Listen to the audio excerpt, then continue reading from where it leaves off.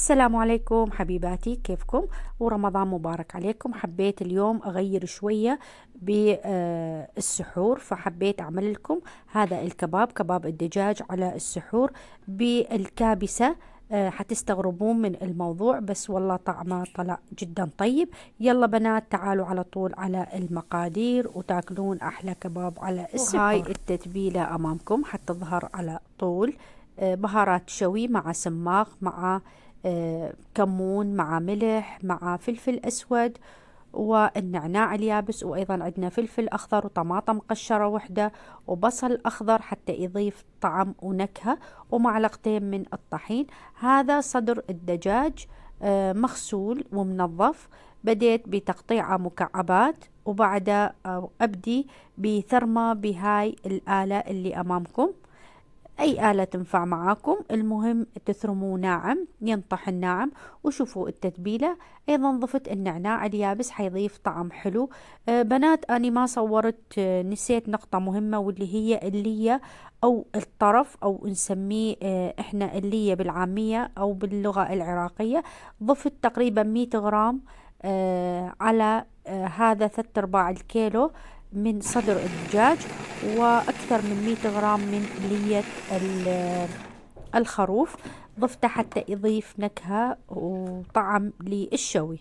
شوفوا بنات، هاي قطعت الفلفل الأخضر، وبعدين رجعت ضفته على المثرمة.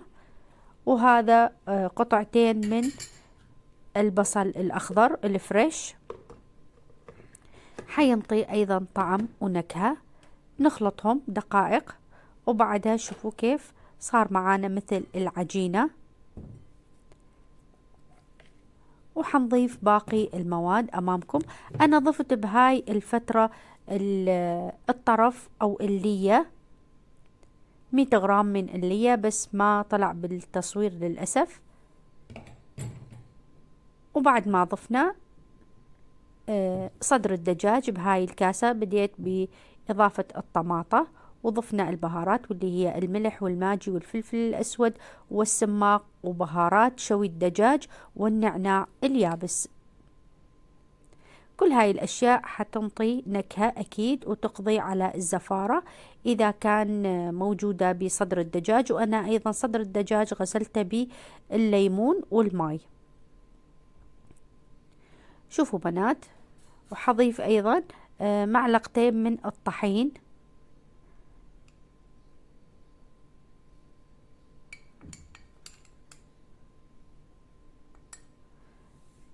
معلقتين من الطحين فقط تكفي. ونعجنها، وبعد ذلك ناخذ هذا العجينة من اللحم، صدر الدجاج، على الشواية.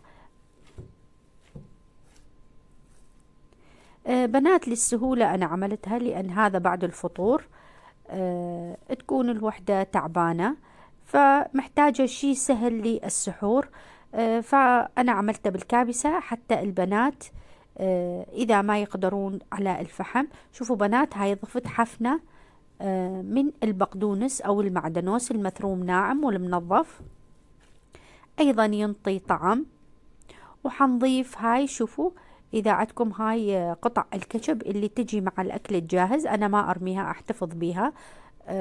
أنا ضفت قطعة واحدة من الكاتشب الحلو على صدر الدجاج، والثانية حنصبع بيها الكباب حتى ينطي لون حلو أثناء الشوي. إذا ما موجود عندكم، ضيفوا معلقة واحدة من صلصة معجون الطماطة. شوفوا بنات شكله. وعندنا هاي الآلة أنا اشتريتها برمضان اللي راح، فوالله استفدت منها جدا. هاي سعرها جدا رخيص ومتواجدة، هي بلاستيك تشيش الكباب، وسعرها 1000 دينار، أو يمكن 1000 أو 1500. حاليا غلى الدولار، أعتقد كل شيء غلى. فمن ضمن هاي الأشياء أعتقد هي هم صار ثمنها، كانت العام اشتريتها ب1000 دينار. فبنات اشتروها لأن تنجز شغل بسرعة، يعني ما تحتاج خبرة أثناء التشييش الكباب. فقط تقطعين اللحم، لحم الكباب أو الدجاج، وتضيفيها أيضا. لما تشويه على الفحم أني أخلي داخل قطعة اللحم، أخلي الشيش المعدن أو الخشبي. بس هنا لأن بالكابسة ما احتجنا الشيش. شوفوا بنات، نخلي ظرف نايلون لسهولة العمل، وبس كبسة خفيفة وراح تشوفون تنفتح معانا القطعة. شوفوا بنات، حلو ومرتب.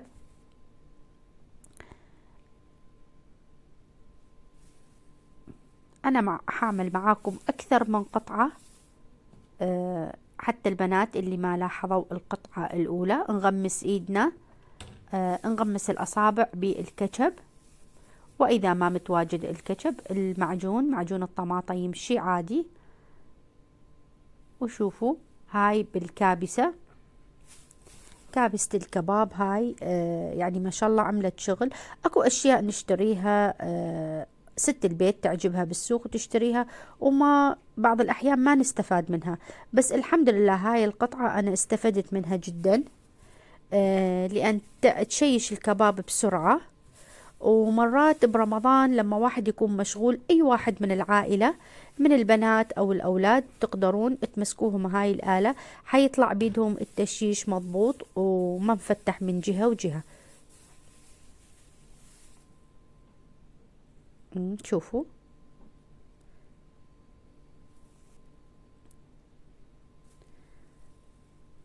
بنات، بهاي الأثناء أطلب منكم رجاء وفضلا وليس أمرا وضع اللايك للفيديو والتعليق الحلو من حضراتكم. شوفوا بنات، هاي اللي ما عند الآلة نرجع للشيش الكباب المعدني، نصبع به فقط تبليل للشيش. هم نعلم البنات الحلوات طريقة التشييش للي ما يعرفون. الأمر سهل جدا، بس احنا لتسهيل العمل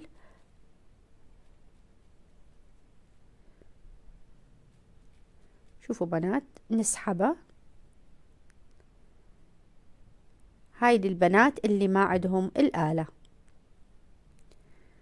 هاي ما عفوا صبرحت اني والشيش، طلعنا الشيش مثل ما تشوفون. وهاي القطعة الأولى شوفوا كيف، ونبدي بالقطعة الثانية. وما ننسى الكاتشب.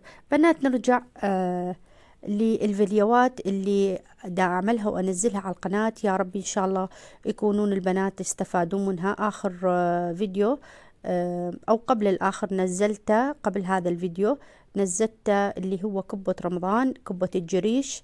أكو ناس الحمد لله والشكر صار عليه مشاهدة عالية، كثير بنات استفادت منه. ويا رب إن شاء الله تستفادون من هذا الفيديو أيضا. وأحب أشكركم وأشكر المشاهدات الجدد اللي دخلوا قناتي وكتبوا تعليقات حلوة. بنات لا تنسونا من الاشتراك بالقناة، وتنسون اللايك والمشاهدة كامل للفيديو. أتمنى أنه تشاهدون الفيديو من البداية للنهاية حتى يرتفع الفيديو. شوفوا بنات، هاي التشيش كملناه.